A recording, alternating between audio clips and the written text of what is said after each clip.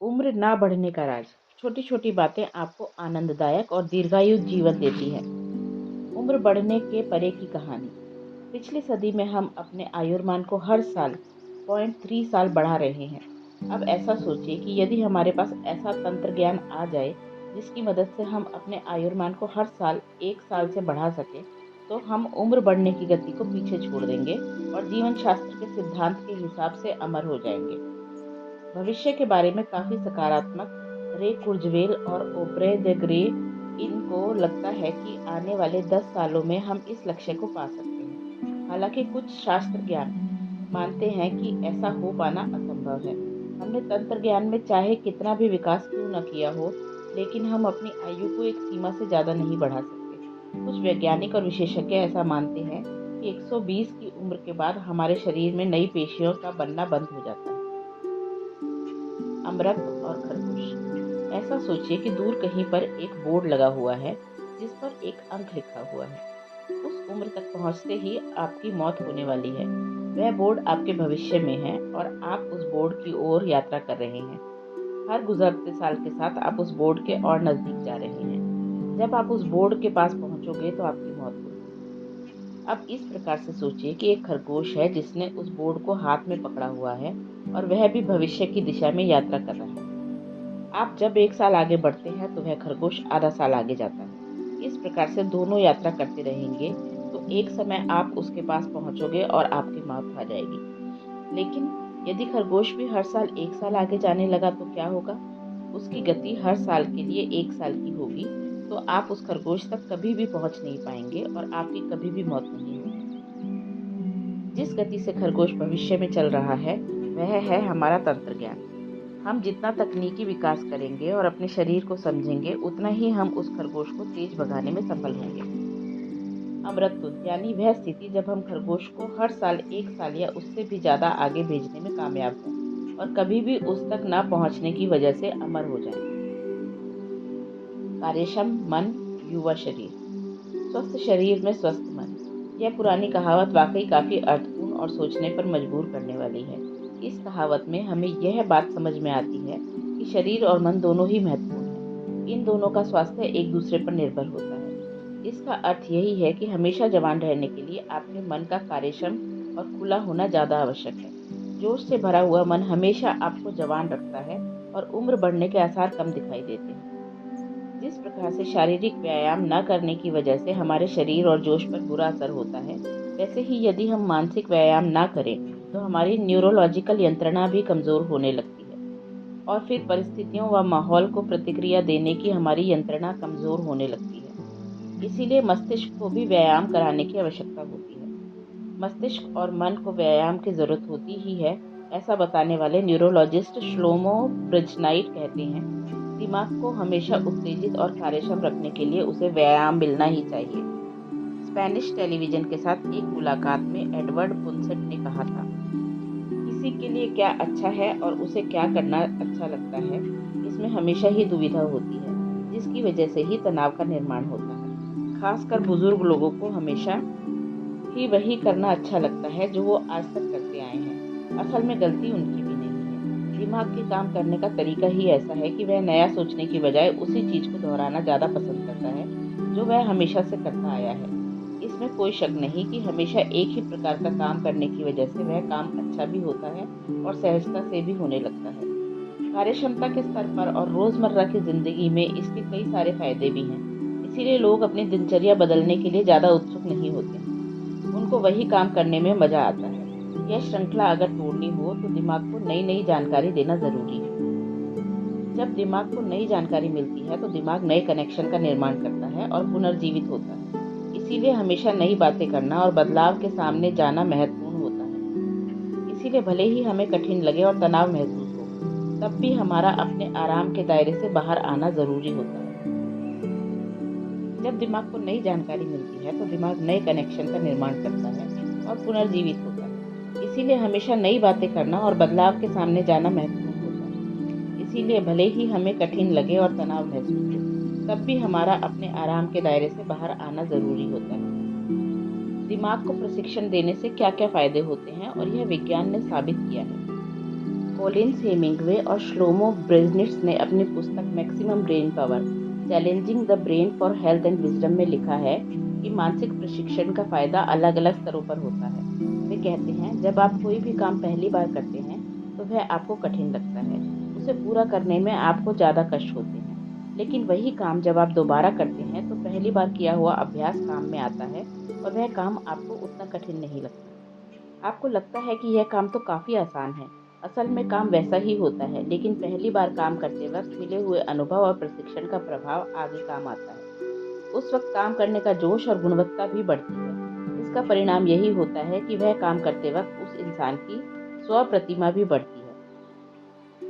मानसिक व्यायाम का सबसे साधारण उदाहरण है कि दूसरों के साथ कोई खेल खेलने या गपशप करने से भी मन में एक नया जोश आ जाता है। इससे अकेलापन और निराशा भी नष्ट हो जाती है। जब हम 20 की उम्र पार करते हैं, तभी से हमारे न्यूरॉन्स, दिमाग की पेशियां व्यस्त होने लगते हैं। बौद्धिक व्यायाम, जिज्ञासा और सीखने की इच्छा इत्यादि चीज़ों की वजह से न्यूरॉन्स के वयस्क होने की यह प्रक्रिया धीमी पड़ने लगती है, जिसकी वजह से उम्र बढ़ने की प्रक्रिया भी कम होने लगती है। इसी के साथ इस कार्य से हमें सकारात्मक नज़रिया और जोश जैसे कई फायदे मिलते हैं। तनाव दीर्घायु का मारक। कुछ लोग वास्तविक उम्र से ज़्यादा बूढ़े दिखते हैं। अध्ययन से यही पता चला है कि तनाव इसके पीछे की महत्वपूर्ण वजह है। तनाव में शरीर का जितना नुकसान होता है उतना बाकी किसी भी वजह से नहीं होता। American institute of stress management ने शरीर के अधःपतन की इस प्रक्रिया का अध्ययन किया और यह निष्कर्ष निकाला कि बीमारी की सबसे बड़ी वजह होती है तनाव। हिडलबर्ग यूनिवर्सिटी के डॉक्टरों ने एक परीक्षण किया। इसमें उन्होंने एक नौजवान डॉक्टर को भेंटवार्ता के लिए भेजा। इस भेंटवार्ता को कठिन बनाने के लिए उन्होंने 30 मिनट कठिन गणित के प्रश्न हल करने के लिए दिए। 30 मिनट के बाद उन्होंने इस डॉक्टर के खून की जांच की तो उन्हें शरीर में काफ़ी बदलाव देखने को मिले। आश्चर्य की बात यह थी कि बीमारी से लड़ने के लिए शरीर में कुदरती तरीके से जिस प्रकार की रोग प्रतिरक्षा शक्ति निर्मित होती है, वह भी तैयार हो गई। लेकिन असली समस्या यह होती है कि यह शक्ति सिर्फ रोग बढ़ाने वाली पेशियों पर हमला नहीं करती, वरन अच्छी पेशियों पर भी करती है। इस वजह से हम कम उम्र के लोग बूढ़े हो जाते हैं। कैलिफोर्निया यूनिवर्सिटी ने भी ऐसा ही एक परीक्षण किया। इसमें उन्होंने 39 माताओं के खून की जांच की। जिन माताओं के बच्चे गंभीर रूप से बीमार थे, उन माताओं की जांच के साथ ही जिनके बच्चे स्वस्थ थे, ऐसी माताओं के लिए भी जांच की। तब उन्हें यह पता चला कि तनाव पेशियों के टेलोमेरस की संरचना पर ही हमला करते हैं, जिससे पेशियों के पुनर्निर्माण की प्रक्रिया धीमी हो जाती है और पेशियां व्यस्त होने लगती हैं। इस प्रयोग से यही साबित हुआ कि जितना ज़्यादा तनाव होता है, पेशियों पर उतना ही बुरा असर होता है। तनाव कैसे काम करता है? आजकल लोग बहुत ही तेज गति से जीवन जी रहे हैं, साथ ही स्पर्धा भरे माहौल में रह रहे हैं। ऐसी परिस्थितियों में हमारे शरीर को समस्या के संकेत हमेशा ही मिलते रहते हैं और प्रतिक्रिया के तौर पर शरीर में तनाव निर्मित होता रहता है।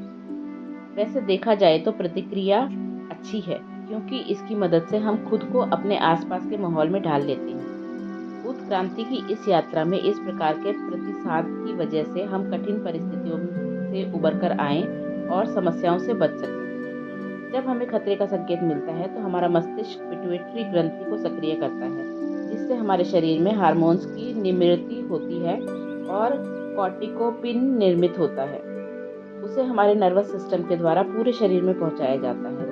उसके बाद एड्रिनल ग्रंथि की संकेत मिलता है और एड्रेनलिन और कॉर्टिसोल का निर्माण होता है। एड्रेनलिन हमारी सांस लेने की प्रक्रिया की गति बढ़ाता है और पल्स रेट बढ़ाता है।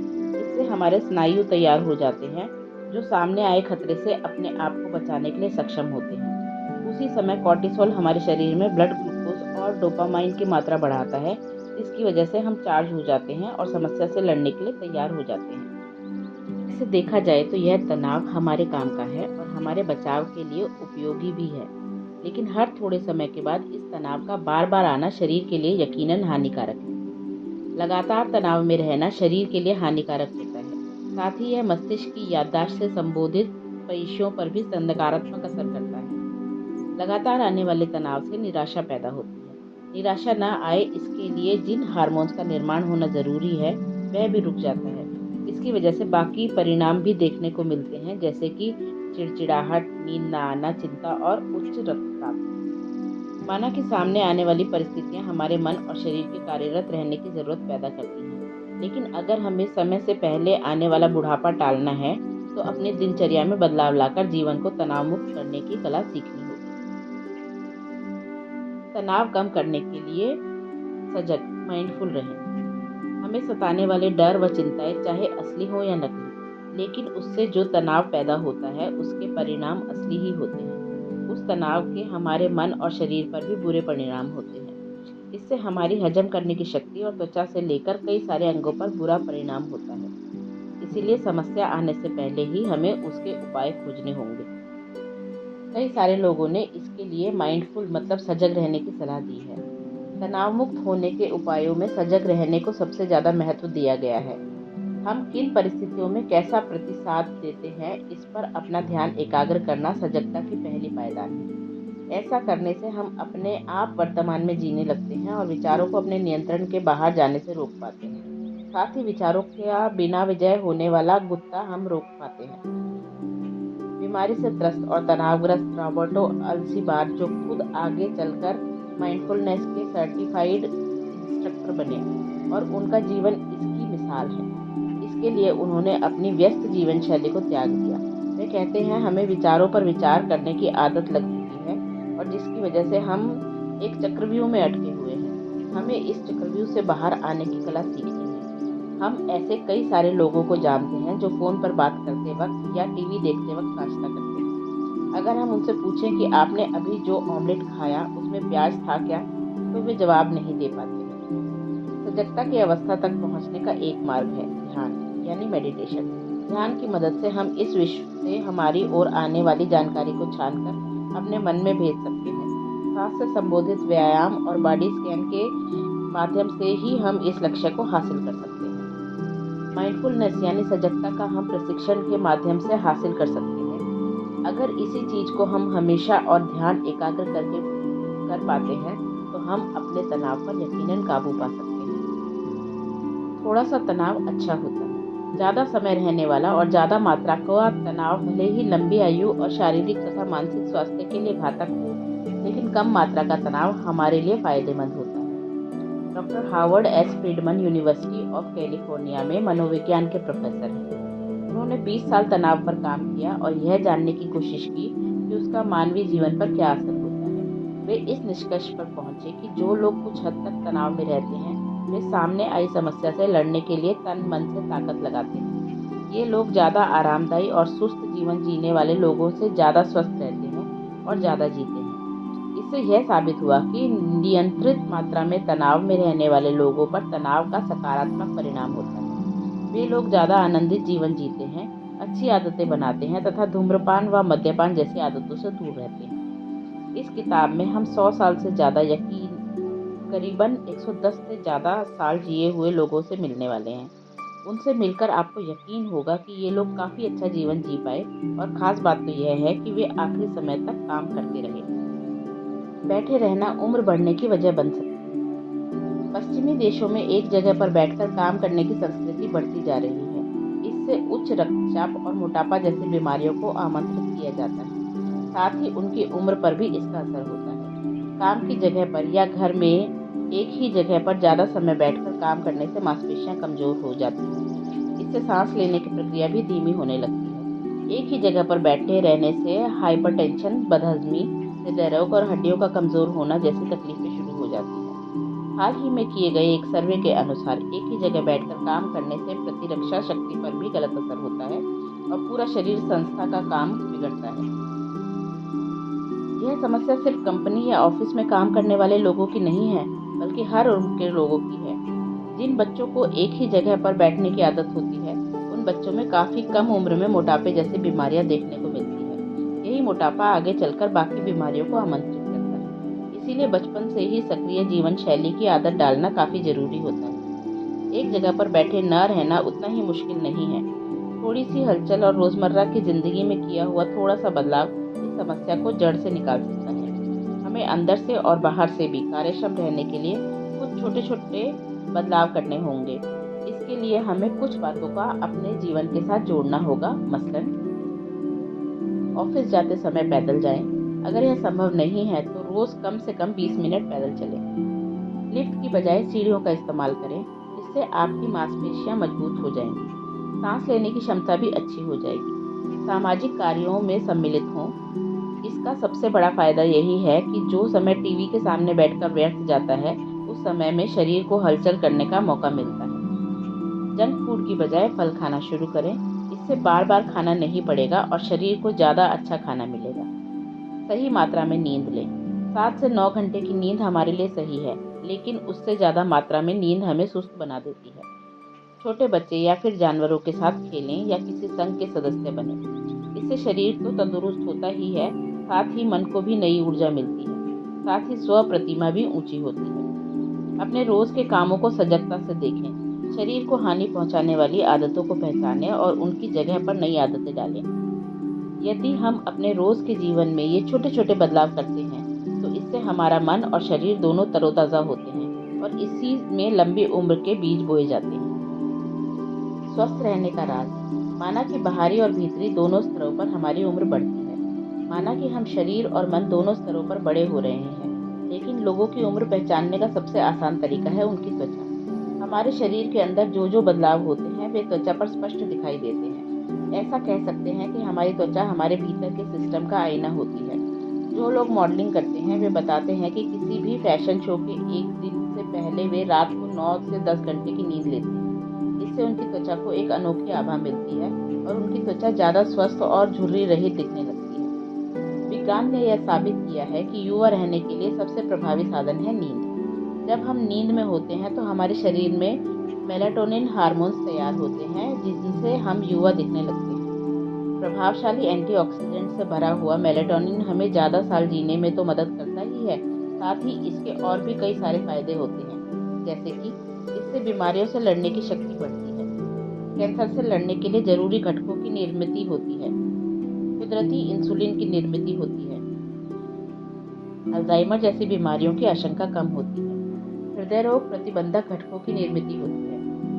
इन वजहों से मेलाटोनिन आपको हमेशा युवा रहने में मदद करता है। आपको हमेशा यह ध्यान रखना चाहिए कि 30 साल की उम्र के बाद मेलाटोनिन की निर्मित अपने आप कम हो जाती है और आगे दिए गए उपायों से हम इसको बढ़ा सकते हैं। संतुलित भोजन और उसमें भी कैल्शियम का ज़्यादा मात्रा में सेवन करना। इसका ख्याल रखना कि रोज आपके शरीर को सही मात्रा में सूर्य प्रकाश मिले। सही मात्रा में नींद लेना। गहरी नींद पर प्रभाव डालने वाले तनाव, मद्य और तंबाकू और कैफीन जैसी चीजों को टालना। गहरी नींद ना लगे तो मेलाटोनिन की मात्रा घटती है। इस बात पर शोध हो रहा है कि क्या कृत्रिम तरीके से मेलाटोनिन की निर्मित हो सकती है और उससे लंबी उम्र पाई जा सकती है। अगर ऐसा हुआ तो इस बात की पुष्टि हो जाएगी कि हमेशा युवा रहने का रहस्य हमारे अंदर ही है। युवा रहने का नजरिया। हमारे मन में असामान्य शक्ति है। हमारा शरीर जवान दिखेगा या बूढ़ा, इस पर मन का काफी प्रभाव होता है। कई सारे डॉक्टर यह मानते हैं कि शरीर से जवान दिखने के लिए मन का कार्यरत होना और जोश से भरा हुआ होना जरूरी है। यही इकिगाई का तत्व है। हालांकि इसका इस्तेमाल सिर्फ समस्या के वक्त करना सही नहीं होगा। हमेशा जोशपूर्ण और कार्यक्षम रहने की कला हमें सीखनी होगी। येशिवा यूनिवर्सिटी में किए गए एक सर्वेक्षण में 2 समान रहस्य पाए गए।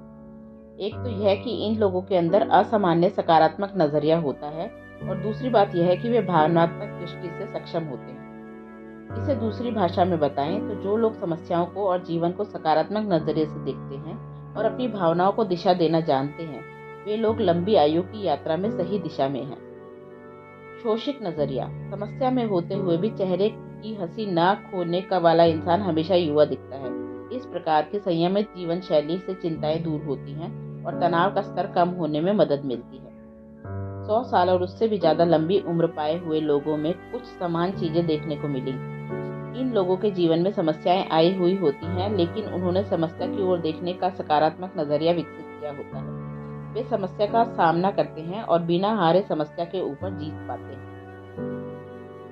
2014 में विश्व के सबसे उम्रदराज इंसान के तौर पर जाने गए 111 वर्षीय अलेक्जेंडर एमिच ऐसा मानते हैं कि बेशक अच्छे जीन्स मिलना लंबी आयु का एक कारण है, लेकिन यही एकमात्र वजह नहीं है।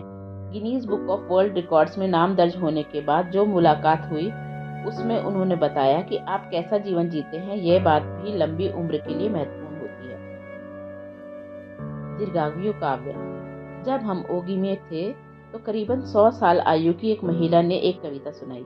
यह कविता उन्होंने उनकी भाषा और जापानी भाषा में गाकर सुनाई। इसका हिंदी तर्जुमा कुछ इस प्रकार होगा।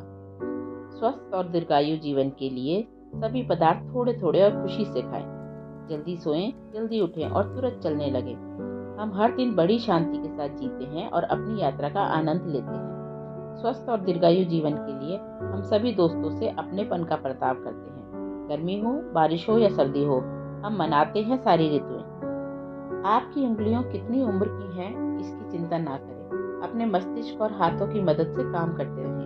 हमेशा काम में मशगूल रहें और काम करते रहें। 100 साल आपकी ओर चलते हुए आएंगे। अब हम अपनी उंगलियों का इस्तेमाल करके अगले पन्ने की ओर जाने के लिए तैयार हैं, जिस पर हम दीर्घायु जीवन और जीवन के उद्देश्य के बीच जो गहरा रिश्ता है उसे समझने वाले हैं।